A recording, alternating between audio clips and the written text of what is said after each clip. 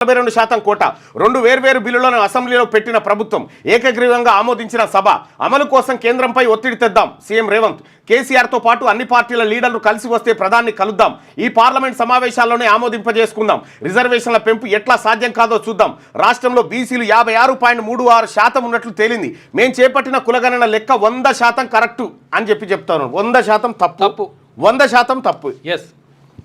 అసెంబ్లీలో చర్చ సందర్భంగా ముఖ్యమంత్రి ప్రకటన బిల్లులను ప్రవేశపెట్టిన బీసీ సంక్షేమ శాఖ మంత్రి పొన్నం ప్రభాకర్ ఇక మేము వీటిని ఏది మీరు చేసిన ఏదో లెక్క ఉందిగా గంత ప్రకారం ఈమన్నందుకు ఇది 100% కరెక్ట్ అనేది తప్పని నిరూపించడానికి నేను 100% సిద్ధంగా ఉన్నా నిరూపించిన ఆల్రెడీ మీ ప్రభుత్వాన్ని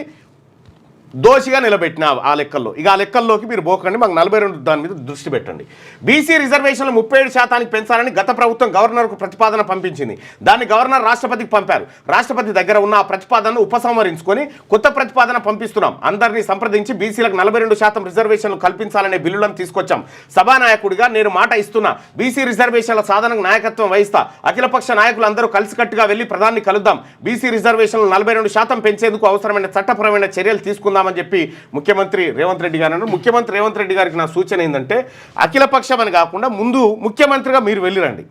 మీరు వెళ్ళొచ్చి కాలేదని చెప్తే అప్పుడు అఖిలపక్షం పోదాం ముందే పోవడం అంటే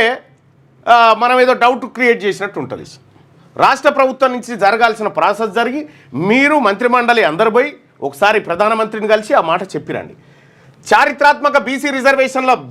పెంపు బిల్లులను అసెంబ్లీ ఏకగ్రీవంగా ఆమోదించింది విద్యా ప్రభుత్వ ఉద్యోగ నియామకాల్లో స్థానిక సంస్థల్లో బీసీ రిజర్వేషన్లు 42% పెంచుతూ రూపొందించిన 2 వేర్వేరు బిల్లులను బీసీ సంక్షేమ శాఖ మంత్రి పొన్నం ప్రభాకర్ సోమవారం సభలో ప్రవేశపెట్టారు సుదీర్ఘ చర్చ అనంతరం ఏకగ్రీవంగా అసెంబ్లీ ఆమోదించింది శాసన మండలిలోనూ ఈ బిల్లులను